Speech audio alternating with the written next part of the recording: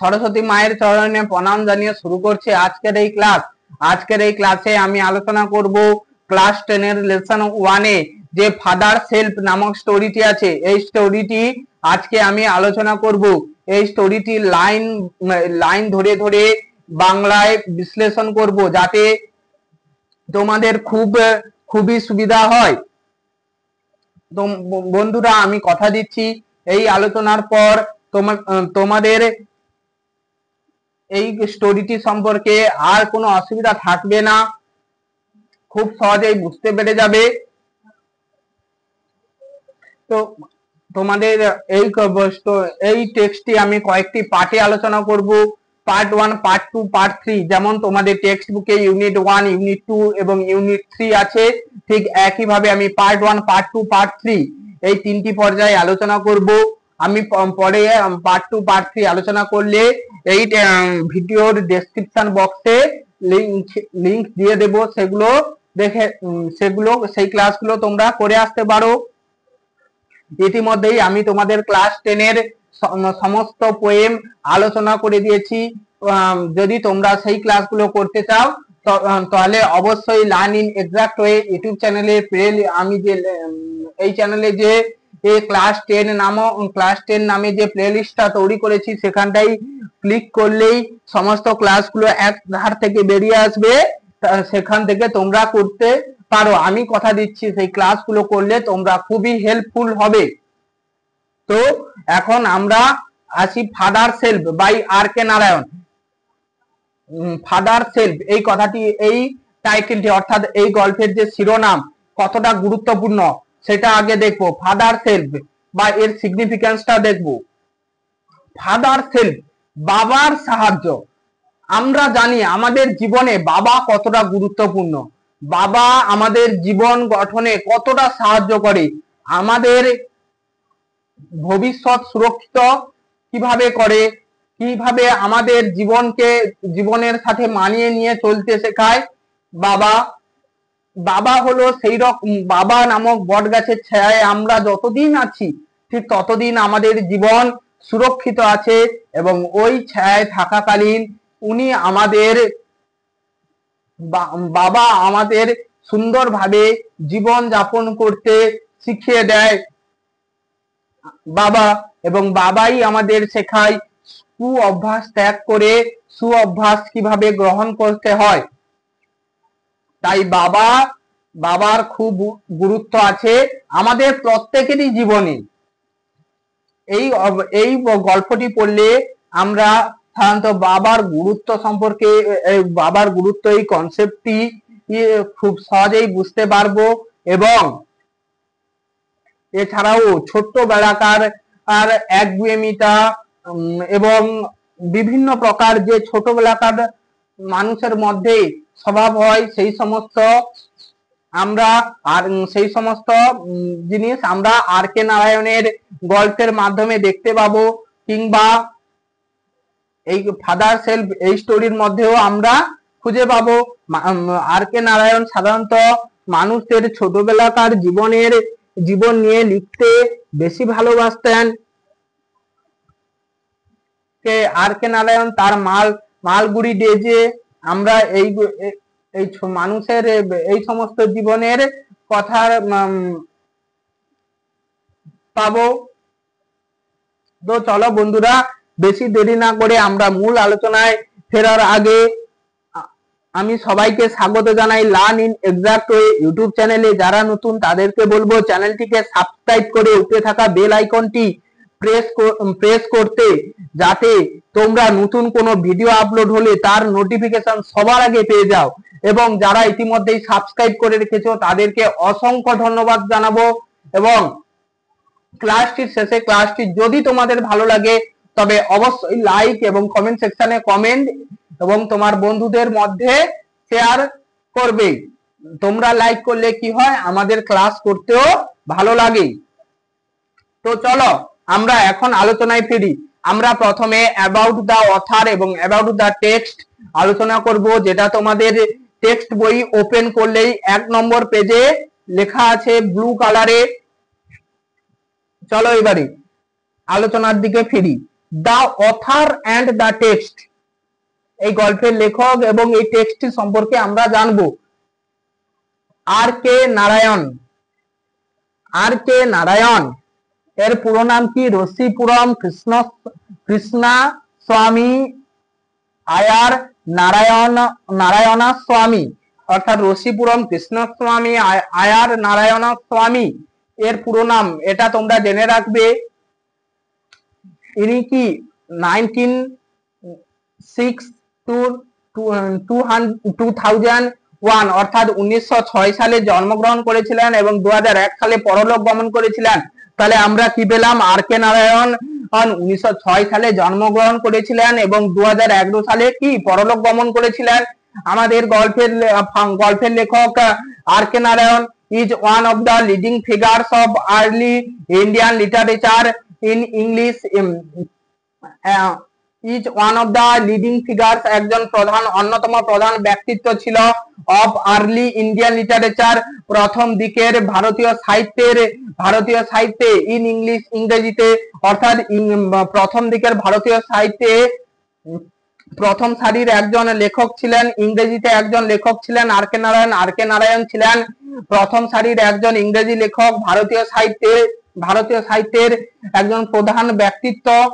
His notable work include, তার উল্লেখযোগ্য লেখাগুলি include Malgudi days and the guide, তার কিছু ইনক্লুড মালগুড়ি ডেজ এবং the guide. He was awarded, তিনি পুরস্কৃত হয়েছিলেন দ্য সাহিত্য একাডেমি পুরস্কারে ইন 1958, 1958 সালে ফর দ্য গাইডের জন্য, দ্য গাইড এই লেখাটির জন্য তিনি পুরস্কৃত হয়েছিলেন, সাহিত্য একাডেমি পুরস্কারে পুরস্কৃত হয়েছিলেন। তাহলে আমরা অথার সম্পর্কে ইতিমধ্যেই পেয়ে গেলাম যে আর কে নারায়ণ ছিলেন অন্যতম প্রধান ব্যক্তিত্ব, প্রথম সারির একজন বিশেষ ব্যক্তিত্ব ছিলেন ইন্ডিয়ান ভারতীয় সাহিত্যে, ইংরেজি লেখায় ভারতীয় সাহিত্যে একজন প্রধান ব্যক্তিত্ব ছিলেন। তাহলে আমরা কি পেলাম? আর কে নারায়ণ একজন প্রথম সারির লেখক ছিলেন যারা ভারতীয় সাহিত্য লিখত, কিন্তু কিভাবে? ইংরেজিতে। সেই রকম ভাবে আর কে নারায়ণ প্রথম সারির একজন প্রধান বিশিষ্ট ব্যক্তি ছিলেন। তার নোটেবল ওয়ার্ক, তার কিছু উল্লেখযোগ্য কাজকর্ম যেমন মালগুড়ি ডেজ এবং দ্য গাইড, তিনি সাহিত্য একাডেমি পুরস্কারে ভূষিত হয়েছিলেন। কবে পুরস্কারে ভূষিত হয়েছিলেন? 1958 সালে। কিসের জন্য? দ্য গাইডের জন্য। The story and edited extract. এরপরে আমরা বন্ধুরা আসবো দ্য টেক্সট। এই যে টেক্সটটা পড়লে এই টেক্সটটা সম্পর্কে আমরা কিছু তথ্য জানবো। The story and edited extract from Malgudi days, sorry Malgudi, not Malgudi হবে এটা, Malgudi days.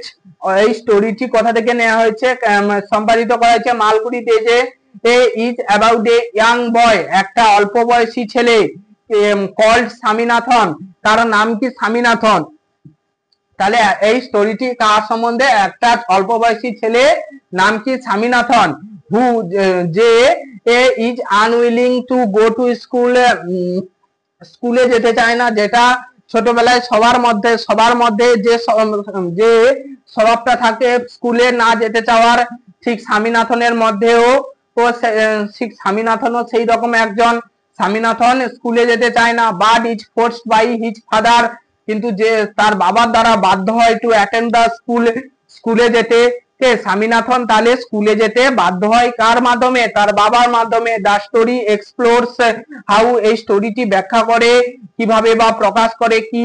Through the events, এই সমস্ত ঘটনাক্রমের মাধ্যমে, পর্যায়ক্রমিক ঘটনাগুলির মাধ্যমে। দ্যাট, যে ফলো, যেটা অনুসরণ করে কি? Swami's original reservation about his teacher, স্বামীর অরিজিনাল, স্বামীর কি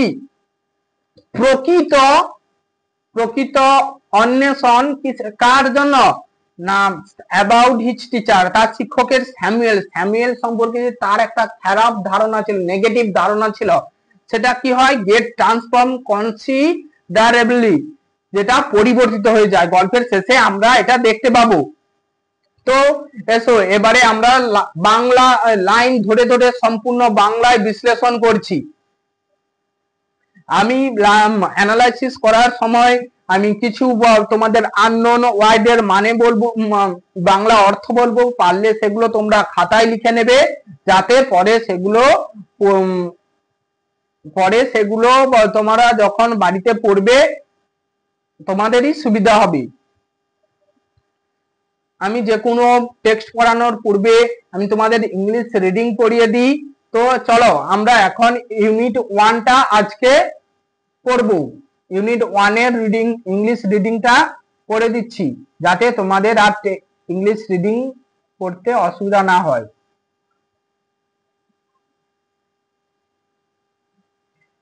Lying in the bed, Sami realized with a shudder that it was Monday morning. It looked as though only a moment ago it was Friday. Already Monday was here. He hoped he did not have to go to school. At 9 o'clock, Swaminathan wailed, "I have a headache." Mother generously suggested that Sami might stay at home. At 9:30, when he ought to have been in the school prayer hall, Sami was lying on the bench in mother's room. Father asked him, "Have you no school today?" "Headache," Sami replied. "Nonsense, dress up and go." "Headache." "Loaf about less on Sundays and you will be without a headache on Monday." Sami knew how strict his father could be, so he changed his tactics. "I cannot go so late to the class. You will have to. It is your own fault." "What will the teacher think if I go so late?" "Tell him you had a headache and so are late. He will scold me if I say so." "Will he? Let us see. What is his name?" "Samuel."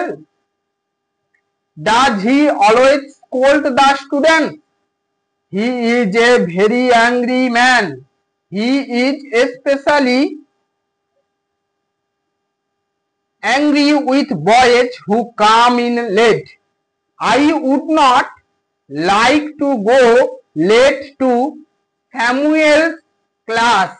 If he is so angry, why not tell your headmaster about it? They say that even the headmaster is afraid of him."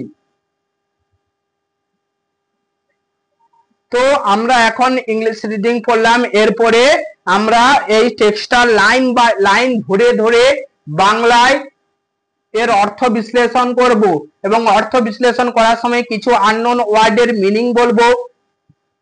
পারলে সেগুলো তোমরা খাতায় note করে নেবে, যাতে তোমাদের পড়ার সময় সুবিধা হয়। এবং আমি এই টেক্সটটি পড়ার শেষে ডেসক্রিপশন বক্সে কিছু প্রশ্ন দেব, সেগুলো যদি তোমরা পারো তাহলে কমেন্টে তার উত্তর জানাবে। লাইং ইন দা বেড, বিছানায় শুয়ে। স্বামী রিয়েলাইজড, স্বামী উপলব্ধি করলো। উইথ এ শাডার,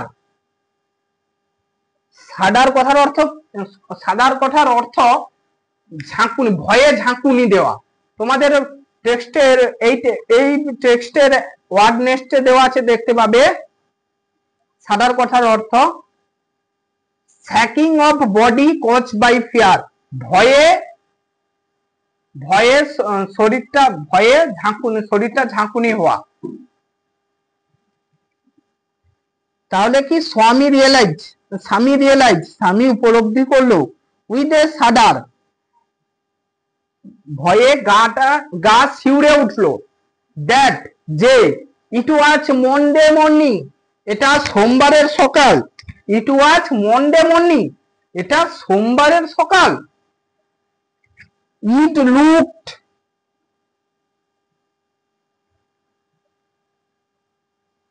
মনে হলো, অ্যাজ যেন, দো অনলি এ মুমেন্ট এগো, এক মুহূর্ত আগে, ইট ওয়াজ ফ্রাইডে, এটা ছিল শুক্রবার, তাহলে এক মুহূর্ত আগে এটা ছিল শুক্রবার। কার মনে হয়েছে? স্বামীর।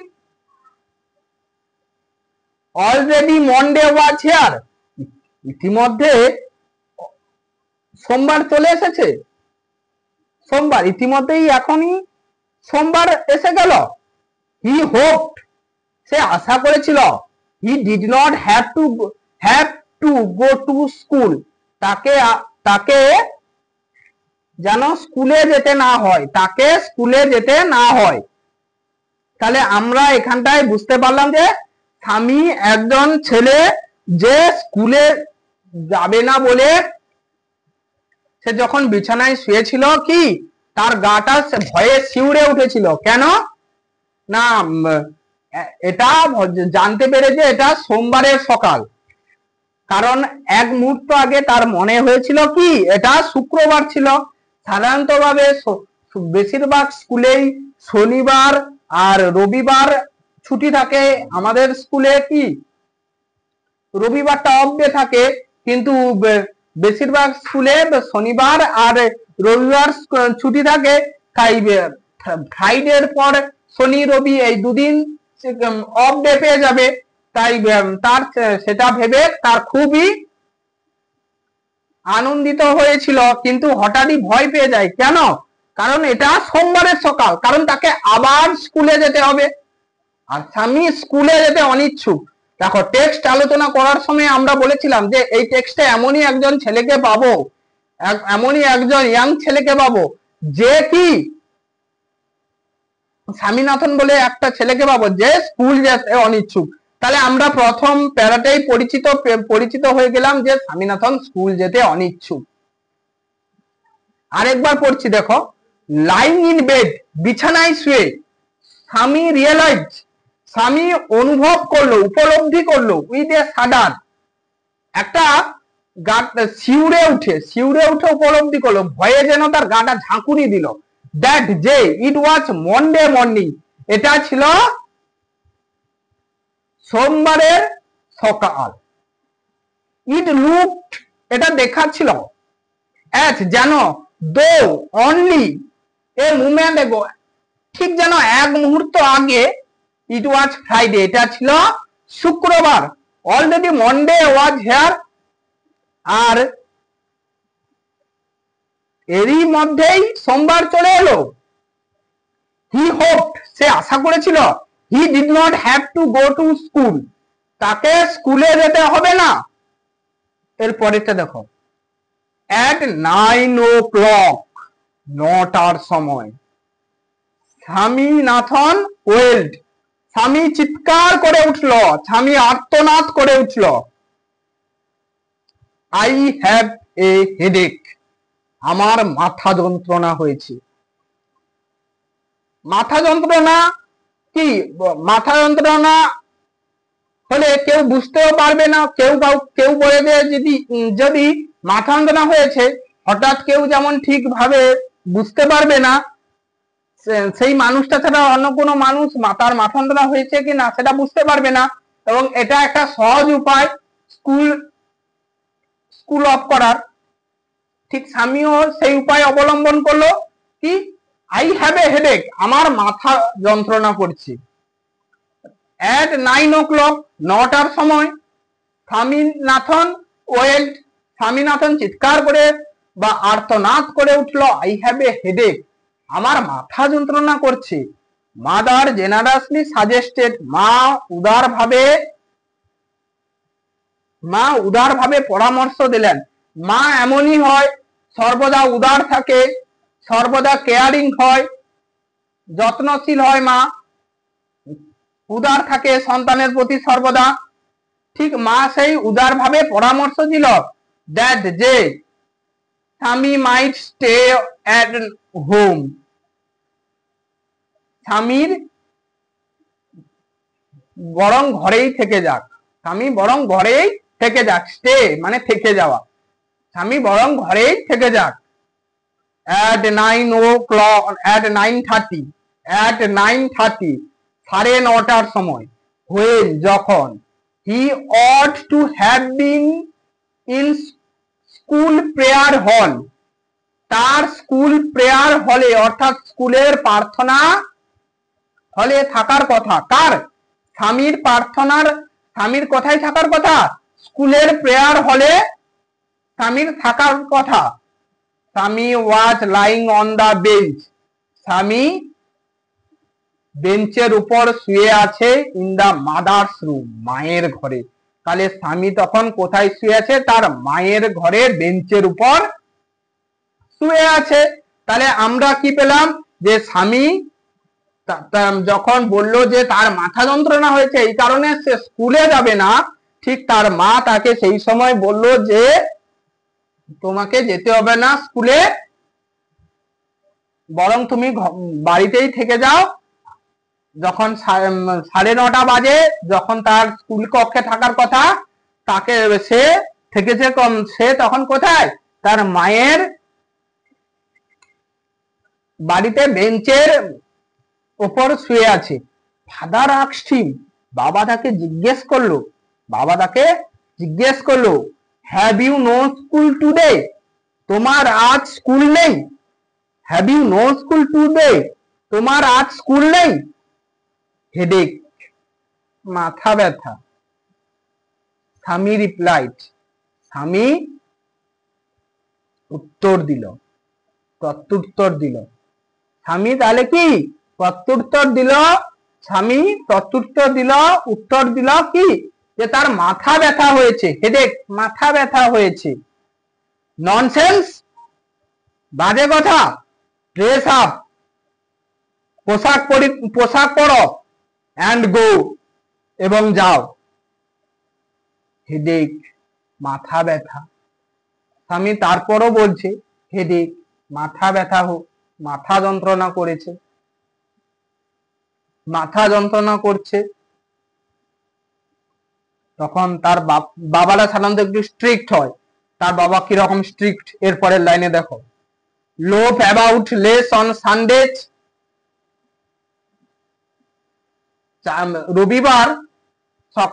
রবিবারে চারিদিকে টোটো করে ঘোরা কমাও।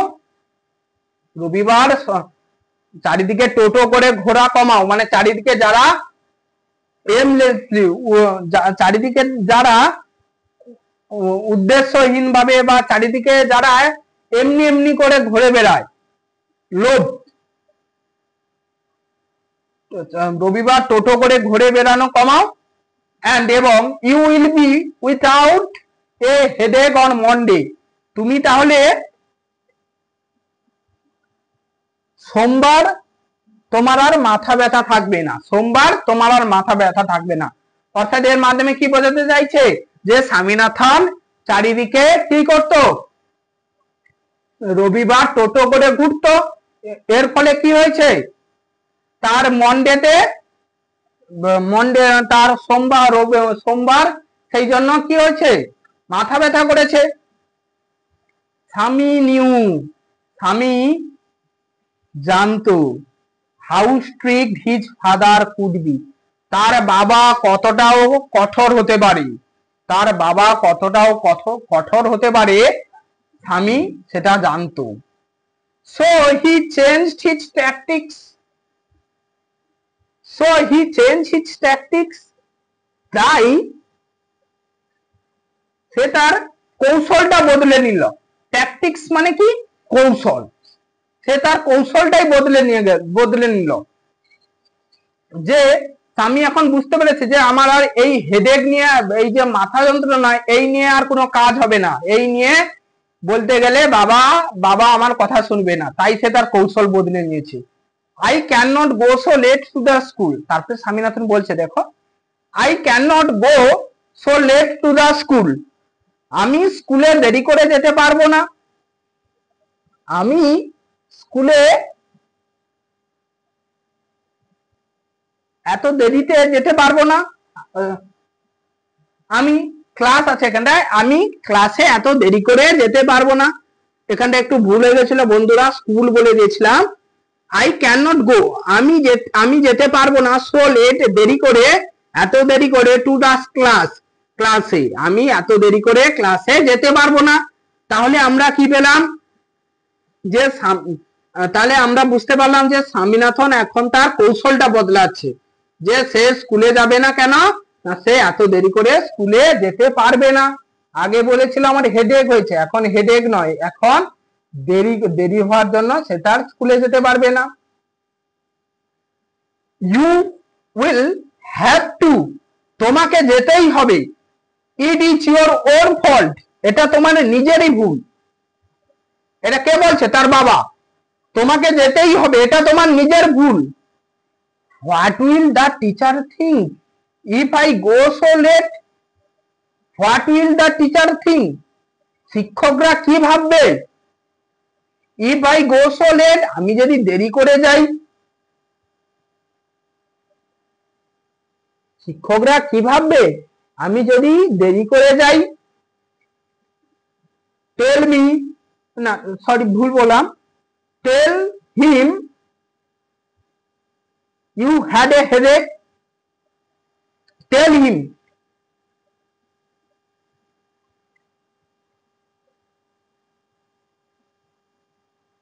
তাকে বলবে ইউ হ্যাড এ হেডেক, তোমার মাথা যন্ত্রণা হয়েছিল। কার? স্বামীর মাথা যন্ত্রণা হয়েছিল, এটা বলতে বলছে, তোমাকে বলবে তাকে যে তোমার মাথা যন্ত্রণা হয়েছিল। এন্ড সো আর লেট, তাই তুমি এত দেরি করলে। হি উইল স্কোল্ড মি, তিনি আমাকে বকাঝকা করবে, তিনি আমাকে বকবে।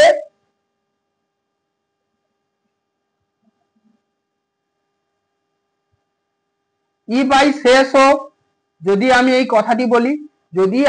কথাটি বলি, তাহলে তিনি আমাকে কি করবে? বকবেন। উইল হি, কে তিনি?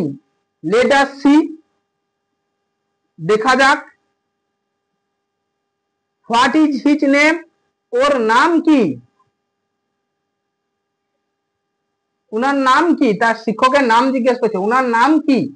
Samuel.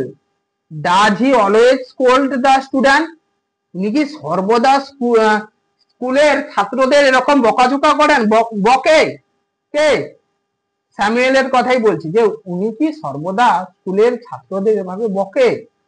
He is very angry man, তিনি খুবই রাগী মানুষ। He is specially angry with boys who come in late, তিনি বিশেষ করে রেগে যান। হি ইজ স্পেশালি অ্যাংরি, তিনি বিশেষ করে রেগে যান উইথ দা বয়েজ, সেই সমস্ত ছেলেদের উপর, হু কাম ইন লেট, যারা দেরি করে আসে। I would not like to go late to Samuel class, আমি স্যামুয়েল এর ক্লাসে দেরি করে যেতে চাই না, অর্থাৎ স্যামুয়েলের ক্লাসে দেরি করে যেতে চায় না। If he is so angry, যদি তিনি এত রাগী, why not tell your headmaster about it, তাহলে তোমাদের প্রধান শিক্ষক মহাশয়কে এ বিষয়ে বলো না কেন? দে সে, তারা বলে। দে সে বলতে এখানটায় কাদের কথা বলা হয়েছে একটু পরেই বুঝতে পারবে তোমরা। দ্যাট, যে even the headmaster is afraid of him, প্রধান শিক্ষক ওনাকে ভয় পান। অর্থাৎ স্কুলের স্টুডেন্টরা বলেছিল যে প্রধান শিক্ষকরাও ওনাকে ভয় পান, এই জন্য বলছেন দে সেড, তারা বলে। তারা কারা? ওই প্রধান স্কুলের ছেলেরা। তাহলে আমরা এই গল্পের মাধ্যমে কি জানতে পারলাম? ফাদার সেলফ, এই গল্পের মাধ্যমে জানতে পারলাম কি, ইউনিট 1 পার্ট 1 আজকে আলোচনা করলাম। এই পার্ট 1 এর সামারিটা এক কথায় বলতে গেলে কি বলা হবে, যে স্বামীনাথন একজন ছেলে, স্বামীনাথন একজন স্কুল পড়ুয়া। সে হঠাৎ ভয়ে শিউরে উঠলো। কেন শিউরে উঠলো? যে এটা আজকে সোমবারের সকাল, কিন্তু সে মনে মনে ভেবেছিল এটা আজকে শুক্রবার। শুক্রবার থাকার কারণে বেশিরভাগ স্কুলে কি হয়, আমাদের স্কুলে যেমন শুধুমাত্র রবিবারটা অফ ডে থাকে, উইকেন্ডে থাকে, ঠিক অন্যান্য স্কুলে বা বেশিরভাগ স্কুলেই শনিবার আর রবিবার উইকেন্ডে থাকে। তাই শুক্রবারের পর তাদের স্কুলটা ছুটি হয় এবং শনি রবি দুদিন পায়। ঠিক একইভাবে এসে এটাকে শুক্রবার ভেবেছিল যে আরো দুদিন আছে, কিন্তু যখন সে দেখতে পেল, এটা কিন্তু বইয়ের না, আমি এটা তোমাদের বোঝাচ্ছি, কি বোঝানোর সাপেক্ষে উদাহরণটা দিলাম। তাই সে এখন ভাবলো যে এক মুহূর্ত আগেই ঠিক যেন শুক্রবার, এক মুহূর্ত আগেই যেন কি ছিল,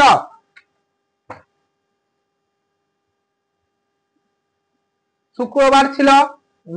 স্বামীনাথন তারপরে স্বামীনাথনও স্কুলে যেতে চায় না। স্বামীনাথন মানে স্কুলে যেতে অনিচ্ছুক একজন ছেলে।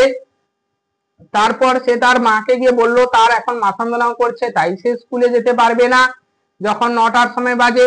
কিন্তু তাই তার তার মা তাকে বললো, উদারভাবে পরামর্শ দিল যে তুমি এখন বরং বাড়িতেই থেকে যাও। তাই সে তার যখন 9:30টার সময় তার স্কুলে প্রার্থনা কক্ষে থাকার সময় সে কোথায় আছে, তখন তার মায়ের রুমে একটা বেঞ্চে শুয়ে আছে। তারপরে তার বাবা যখন এসে তাকে জিজ্ঞেস করলো, তোমার কি আজ কোনো স্কুল নেই? তখন সে বলল তার মাথা যন্ত্রণা হয়েছে। তারপরে তার বাবা তাকে বাজে ছেলে ইত্যাদি রকম ভাবে বলতে থাকলো। তারপরে তাকে তার বাবার তার বাবার তার বাবার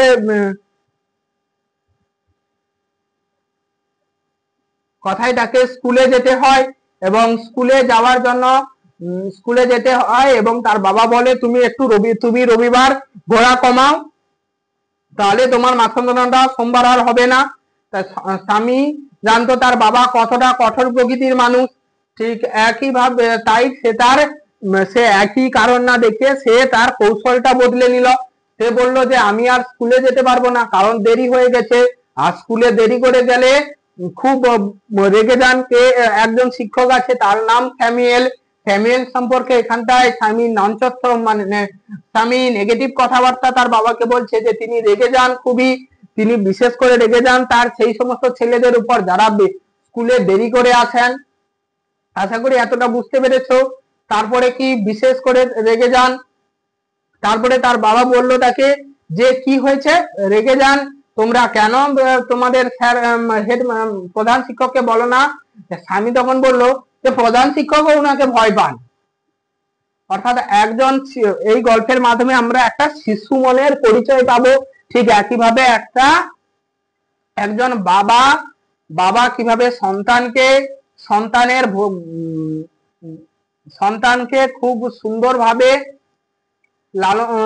খুব সুন্দরভাবে তার ভবিষ্যৎ সুরক্ষিত করার জন্য আপ্রাণ চেষ্টা করে, সেটাও আমরা খুঁজে পাবো। ধীরে ধীরে আমরা পার্ট 2 ও পার্ট 3 পড়লে আমরা পুরোটা বুঝতে পারবো। এই টেক্সটটি খুবই ইন্টারেস্টিং আছে। তোমরা যদি পার্ট 2 এবং পার্ট 3 চাও, তাহলে কমেন্টে অবশ্যই জানাও। তোমরা কমেন্ট করলে কি হয়, আমাদের ভিডিও তৈরি করতে ভালো লাগে। আর আমার কথাগুলো একটু অস্পষ্ট হয়ে যায় কখনো কখনো, যেহেতু আমি প্রথম এই অনলাইনে ক্লাসগুলো করছি, ইউটিউবে ভিডিও করছি, তাই আমার এই সমস্যাগুলো হচ্ছে। আশা করি ধীরে ধীরে এই সমস্যাগুলো আমার আর হবে না। তোমরা ধৈর্য ধরে দয়া করে প্লিজ আমার ভিডিওগুলো দেখবে, পুরো ক্লাসগুলো পুরোটা করবে। আমি ডেসক্রিপশন বক্সে কিছু প্রশ্ন দেবো, সেগুলো তোমরা করে কমেন্ট সেকশনে জানাবে। আর এতক্ষণ ভিডিওটি দেখার জন্য, এতক্ষণ মন দিয়ে ধৈর্য ধরে আমার এই ক্লাসটি করার জন্য তোমাদের সবাইকে ধন্যবাদ জানাই। যদি ভিডিওটি তোমাদের কাছে ভালো লাগে কিংবা হেল্পফুল মনে হয় তাহলে একটি লাইক দিও।